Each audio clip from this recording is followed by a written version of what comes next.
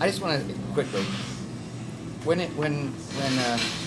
the 2000 presidential appointment happened, I was amazed at, Good word. at what It's an interesting occurred. point, all right. And since I couldn't study anyone else, and there was no communication happening, I couldn't find anyone else studying that incredible phenomenon.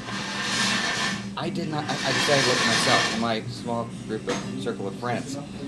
I did not react appropriately to that subversion of my democracy. When the Supreme Court said an incredibly stupid, I mean, it was inane.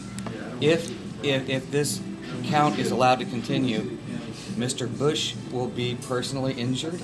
My God! You know, I should have been on the street, and I didn't go out there. In fact, I couldn't even think cogently about what had happened. So I called together a few of my friends, and we had a chat. And these are doctors and high IQ people. I mean, interesting people. And they almost came to blows. Really? Almost came to blows. And I realized that I have it right now. I feel it right now here on my chest. Underneath this facade of everything's fine, I have this huge iceberg of terror. You know, if I crack open this door, man, and this is weird, why am I feeling terrorized like this? I got it though, big time. Now, I know there are scientists out there, and I don't want to mention any names because I don't trust anything. But it's totally, we can be manipulated. I've actually been in an experiment once where I'm pretty argumentative, and I was supposed to ask some questions, and I couldn't ask a single question. I was completely controlled. It was so funny for an hour. I couldn't, and then they controlled me. Was it a university study? No, it was Okay. government was under. Okay, cool. Was not, don't want to go there. Because I do clinical trials and stuff, and it's, We can be controlled, and it's not funny, but it was funny. I feel like I have been controlled for years now. I work with steel. You know, there's a substation under Building 7, and they built that building bigger than any building I ever saw. You know, the steel beams are like 10 inches. God. Not long, by thick. I mean, solid steel. And that building didn't get hit by a plane. 47 stories, and it fell down at 5, you know, when they pulled it. Anybody, you know, engineer stuff, buildings can't go down that fast. And you know, the top of one of the two towers is leaning over. Well, why didn't it keep going? What the heck? Oh, there's all this stuff that we've just been told that, you know, we have to remote accept. detonation. Just forget it and move on. Why are we just? I am in denial. I am in total denial of this whole thing. I'm not out there in the streets. I'm not walking to Washington. I can't understand why I'm acting like I'm acting. And remember the first time my first question with this group was, why are we acting? I think I have a partial answer, because we can't help but act this way. I feel like a total nut saying this, but something it's very fascinating. sophisticated has been Very accomplished. much so. It's very sophisticated. You betcha. Tarpley points out that there's a triad. They cause the crisis, they create the response, and the solution they also control. So it's if you all feel helpless, premeditated. you run for your daddy, because that's what we've been taught to do. Go to our government, they'll solve the problem. And we have to do that, you know. And then that solution comes out that we need to go to war, you know, and we need to do this and we need to do that.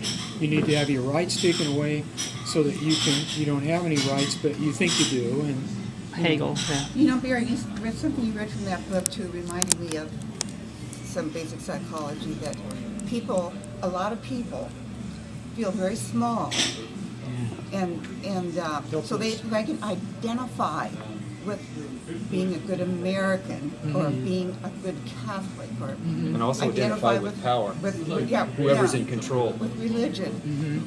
And I can notice the difference, because people in Europe don't identify with what happened here. They know it was, I don't think most of those people believe it, you know, I think they believe that it probably was set up, or maybe they don't think about it very much, but they don't identify with the United States.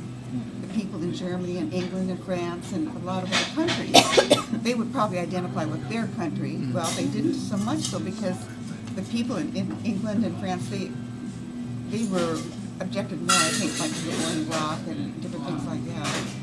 But, and then another thing I was thinking of too when you read that, and I don't know if this is too relevant, but about denial, what you were talking about, Mark, a spider, I like that, is, I don't know how many read the book Sophie's Choice, came out a long time ago.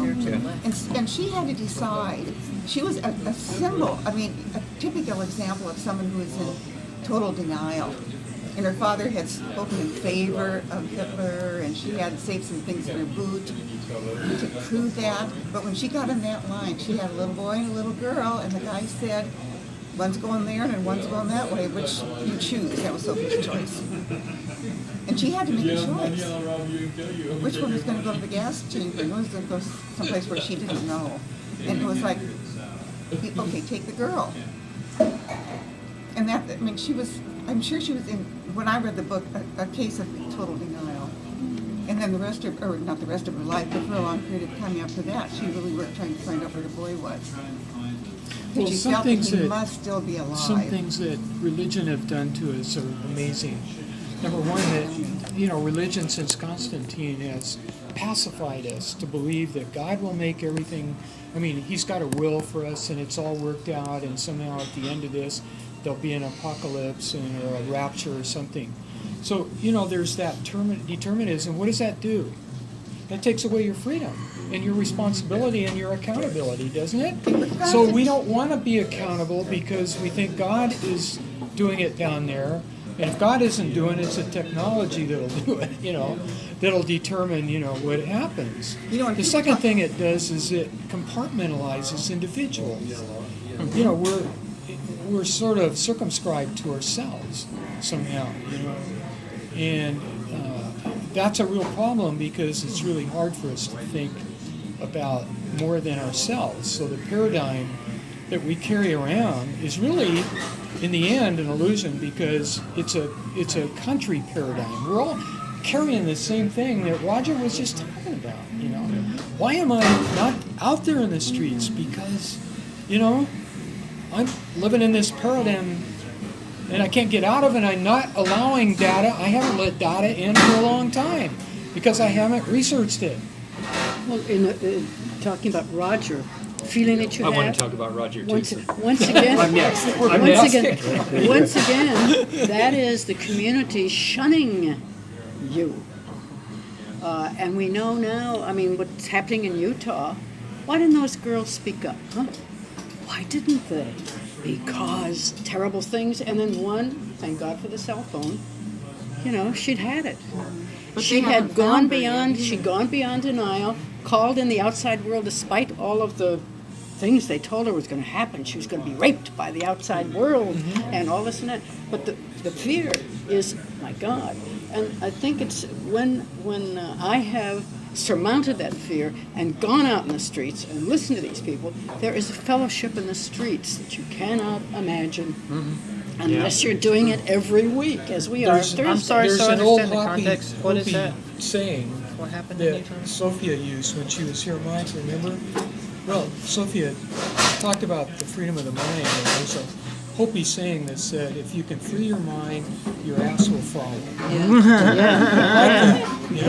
I don't know if that's a Hopi saying, but it's a good one. It's a good one. It reminds me of the 1960 in New Haven. There was a scientific study where they took people off the street up into a high-rise, and they had this big electronic zapper.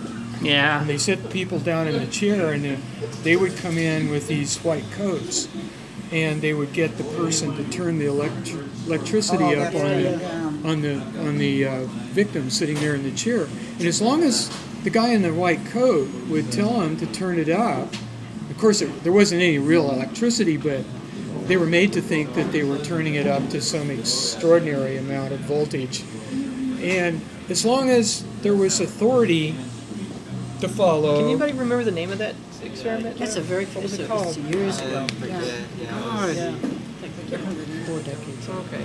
But please finish. Alfred Sorry. McCoy talks about it in his Okay. book on torture. And Okay.